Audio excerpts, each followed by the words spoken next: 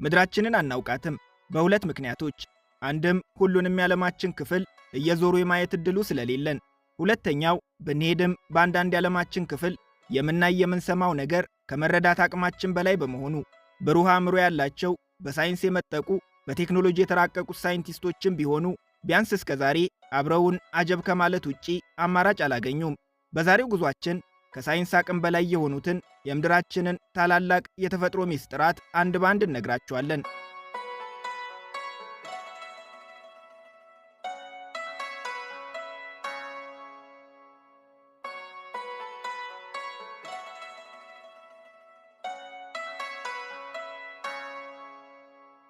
የዛሬን ይቅርበሉን። ለቤተሰቦቻችን በፍጹም የማይገባችሁ ቦታን የምንወስዳችሁ፣ ከገቡ የማይወጡበት ከሄዱ የማይመለሱበት እንደ ወንዝ መውረድ እንጂ መውጣት የሌለበት ቦታ እዚሁ ምድር ላይ ነው። ታዲያ ባርሳኪልሜስ ይባላል። ካዛኪስታን ሄደው ባርሳኪልሜስ ሊሄድ ነው ካሉ ኑሮ መሮኛል ራሴን ላጠፋ ነው እንዳሉ ነው የሚቆጠረው። ንግርቱ የማያልቅ ሳይንስ ሊያብራራው ያልቻለ ከሰው ልጅ አእምሮ በላይ ነው ታሪኩ። ዋጥ ስልቅጥ አድርጎ አላየሁም አልሰማሁም ነው የሚለው። አስደናቂነቱ ግን ይህ ብቻ አይደለም። ፍጹም የማይገመት ባህሪን ያለው አንዳንዴ የዋጣቸውን ሰዎች ድንገት ይተፋቸዋል። የባርሳኪልሜስ የሚለየው ግን የዋጣቸውን መጥፋቱ ብቻ አይደለም። ለብዙ ዓመታት ውጡ ያቆያቸው ሰዎች አምልጠው ሲመጡ የሚያወሩት የማይታመን ስለ ጊዜ ያላቸው አረዳድም በፍጹም ከምናውቀው የተለየ መሆኑ እንጂ።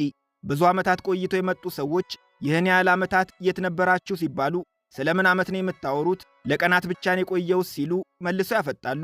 ነገሩን ከመሰረቱ እንንገራችሁ።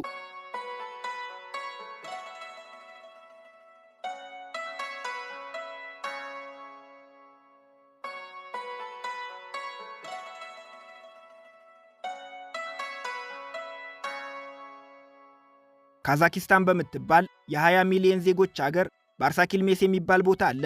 ባርሳኪልሜስ የሚለው ቃል ካዛኪኛ ሲሆን ባርሳ ወደዛ ከሄድክ ኪልሜስ በፍጹም አትመለስም የሚል ትርጉም አለው። ቦታው 133 ስኩዌር ኪሎ ሜትር የሚሰፋ ባህር ሲሆን ለብዙ ሺህ ዓመታት መሃሉ ደሴት ነበር።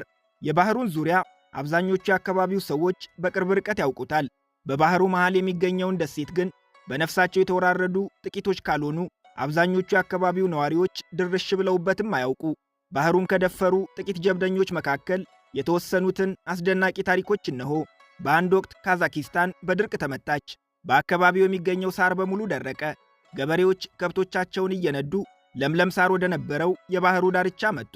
በጊዜ ሂደት ግን የባህሩ መጠን እየቀነሰ ሳሩም እያለቀ ከብቶቻቸው በረሃብ መሞት ጀመሩ። እናም ብዙ ከብቶች የነበሩት አንድ ቤተሰብ ዓይናችን እያየ ከብቶቻችን ከሚያልቁ ያደረገንን ያድርገን ብለው የማይደፈረውን ደፈሩ። በባህሩ መሃል ተአምረኛው ባርሳኪልሜስ ደሴት ይገኛል። ደሴቱን ሰውም ሆነ ከብቶች ረግጠውት አያውቁምና የቤተሰቡ አባላት በደሴቱ በድርቅ ለተጎዱ ከብቶቻቸው በቂ ሳር እንደሚያገኙበት ተማምነዋል። እናም አንድ ቀን ከብቶቻቸውን እየነዱ ከሄዶ ወደማይመለሱበት ደሴት ለመድረስ በድፍረት ባህር ውስጥ ገቡ። ያ ቀን ቤተሰቡና ከብቶቻቸው ለመጨረሻ ጊዜ ምድር ላይ የታዩበት ቀን ሆነ። ከዚያ በኋላ ቤተሰቡም ሆነ ቁጥር ስፍር የሌላቸው ከብቶቻቸው ምን እንደሆኑ የትስ እንደገቡ ማንም የአካባቢው ሰው አያውቅም።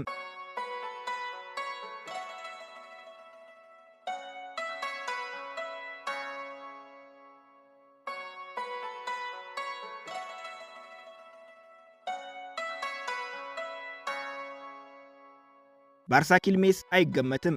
አንዳንዴ የዋጣቸውን ሰዎች በሕይወት ይተፋቸዋል። ይህ ዕድል የገጠማቸው ሰዎች ታዲያ ተአምር ነው የሚያወሩት።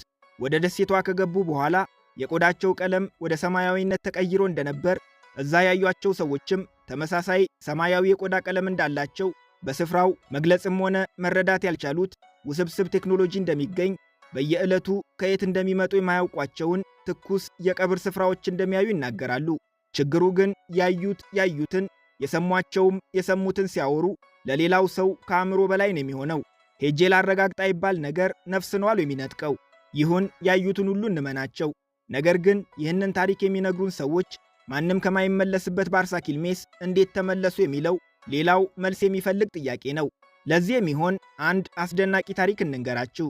አንድ ጊዜ አብሮ አደግ ጓደኛሞች ጀብድ መስራት አማራቸው። የሰፈራችን ሰው ሁሉ የሚፈራውን ነገር ለምን አንሞክረውም አሉ። እናም ለረጅም ጊዜ የሚያገለግላቸውን ምግብና በቂ ቁሳቁስ ይዘው ባርሳኪልሜስን በቡድን ደፈሩት። ነገር ግን ጀብደኝነት የቀናቸው አይመስልም። ወጣቶቹ ከሄዱ ቀናት፣ ወራት፣ እንደ ቀልድ ዓመታት ተቆጠሩ። ያው የሚታወቀው ዕጣ ፈንታ ገጥሟቸዋል ተብሎ ተደመደመ። ዘመድ አዝማድ እርሙን አወጣ። የጓደኛሞቹ ነገር ተረስቶ ቤተሰብ ኑሮን እንደ አዲስ በጀመረ በ30ኛው ዓመት ግን አንድ ያልተጠበቀ ነገር ተከሰተ። ከጓደኛሞቹ መካከል አንዱ ብቻውን ተመለሰ። ሀገር ተሰባስቦ ጉድ እየተባለ እዛ ምን እንደገጠማቸው ጓደኞቹስ የት እንደሆኑ ተጠየቀ። ልጁ ጓደኞቹ ምን እንደገጠማቸውም ሆነ እሱም እንዴት ከዛ ሊወጣ እንደቻለ መልስ የለውም። ብቸኛ የሚያውቀው ነገር ቢኖር ከጓደኞቹ ጋር ባርሳ ኪልሜስ የሄዱት እነሱ እንደሚሉት ከ30 ዓመት ሳይሆን ከ3 ቀን በፊት መሆኑን ብቻ ነው።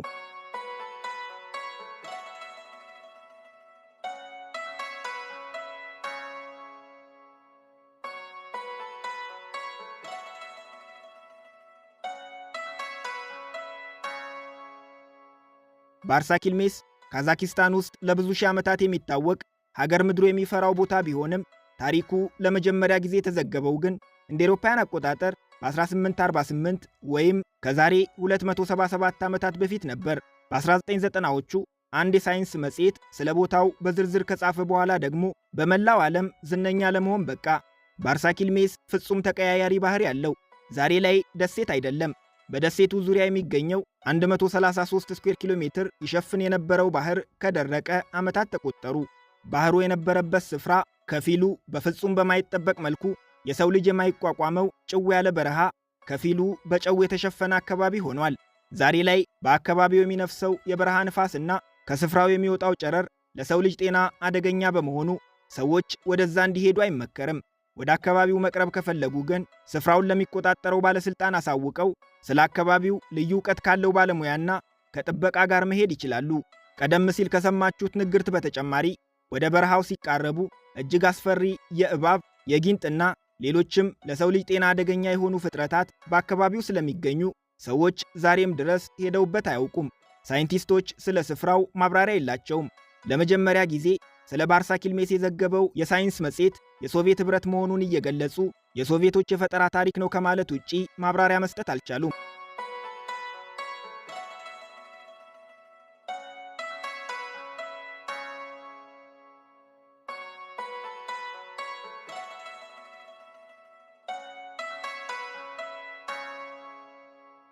ይህ የሥነ ፍጥረታትን ድብቅ ሚስጥራት የያዘ ልዩ ፍቃድ ከተሰጣቸው ተመራማሪዎች ውጪ የሰው ልጅ አይቶት የማያውቅ ጥብቅ ቦታ ነው። ሳሪ ኒያማ ይባላል። በደቡብ አሜሪካ በቬንዙዌላን የሚገኘው ከሥነ ፍጥረት ወይም ምድር ከተፈጠረች ጊዜ ጀምሮ ከሰው ልጅ ጋር ንክኪ ኖሮት አያውቅም ተብሎ ይታመናል። ይህን አይነት ቦታዎች በምድራችን ላይ ጥቂት ናቸውና ታላቅ ጥበቃ እየተደረገለት ስለ ፍጥረት አመጣጥ ምርምር የሚደረግበት ቦታ ነው። የሚያስደንቀው ደግሞ በዚህ ስፍራ እስካሁን የተገኙ ነፍሳትም ሆኑ እጽዋት በሌላ በየትኛውም የዓለማችን ክፍል አይገኙም። የለም ስፍራው የቀደም ስልጣኔ ማዕከል ነው የሚሉም አሉ። መረጃ ይጠቅሳሉ። አናቱን ልብ ብለው ይመልከቱ። በአዋቂ የተጠረበ ድንጋይ ነው የሚመስለው። ይህማ የተፈጥሮ ሥራ ነው ካላችሁን ሌላ አስደናቂ ነገር እናሳያችሁ። በተራራው መሃል 4 ታላላቅ ጉድጓዶች ይገኛሉ። 4ቱ ጉድጓዶች በተመሳሳይ በእኩል ቅርጽ ክብ ተደርገው የተሰሩ ናቸው። ትልቁ ጉድጓድ 352 ሜትር ስፋትና 314 ሜትር ጥልቀት አለው። በቂ ጥናት ስላልተደረገበት እንጂ 4ቱ ተመሳሳይ ጉድጓዶች የቀደምት የሰው ልጆች የስልጣኔ ውጤት ሊሆኑ ይችላሉ ብለው የሚያምኑ ሰዎች አሉ። በእርግጥ ሳሪ ኒያማ ገና ሲመለከቱት የሆነ ልዩ ስሜት ይሰጣል። ከብዙ መቶ ሜትሮች በታች እግሩ እስከ 25 ሜትር በሚረዝሙ ጥንታዊ ደኖች የተሸፈነ ነው። ደመናን ሰንጥቆ የሚያልፍ ሰማይን ደግፎ የያዘ የሚመስል ረጅም ቁመት አለው። እዚህ መድረስ የሚቻለው በሄሊኮፕተር ብቻ ነው። ሳይንቲስቶች በስፍራው የደረሱት እንደ አውሮፓውያን አቆጣጠር በ1974 ነበር። ቦታው መኖሩ ለመጀመሪያ ጊዜ የታወቀው ግን በ1961 አንድ አውሮፕላን አብራሪ በተራራው መሃል የሚገኙትን ጉድጓዶች ተመልክቶ ሪፖርት ካደረገ በኋላ ነበር። የአካባቢው ነዋሪዎች ግን ቦታው የመናፍስ ቤት እንደሆነ፣ ወደ አካባቢው የሚጠጉ ሰዎችም አደጋ እንደሚገጥማቸው ያምናሉ። ሳሪ የሚለው ስሙም ከዚህ የመጣ ነው። ሳሪ መናፍስት የሰው ሥጋ ሲበሉ የሚያሰሙት ድምፅ ነው ብለው ያምናሉ። ስፍራው በተገኘበት የመጀመሪያዎቹ ዓመታት ይሄ ነገር እውነት ይሆን እንዴ ተብሎ ተፈርቶም ነበር። በ1961 ጥናት ለማድረግ የሄዱ ተመራማሪዎች ጠፍተው መቅረታቸውን የዘገቡ ሚዲያዎች አሉ። የለም የጠፋ ተመራማሪ የለም የሚሉም አሉ። በ1974 የተደረገው የሳይንቲስቶች ጉዞ ግን በትክክል ተመዝግቦ የሚገኝና በፈተናዎች የተሞላ ነበር። በሄሊኮፕተር የተራራው ጫፍ ላይ ካረፉ በኋላ በገመድ ተንጠላጥለው ወደ ውስጥ የገቡ ተመራማሪዎች ከጉድጓዱ ውስጥ መውጣት አቅቷቸው ለበርካታ ምርምር ይጠቅሙ የነበሩ ጥንታዊ ደኖችን ጨፍጭፈው መውጣታቸው ተዘግቧል።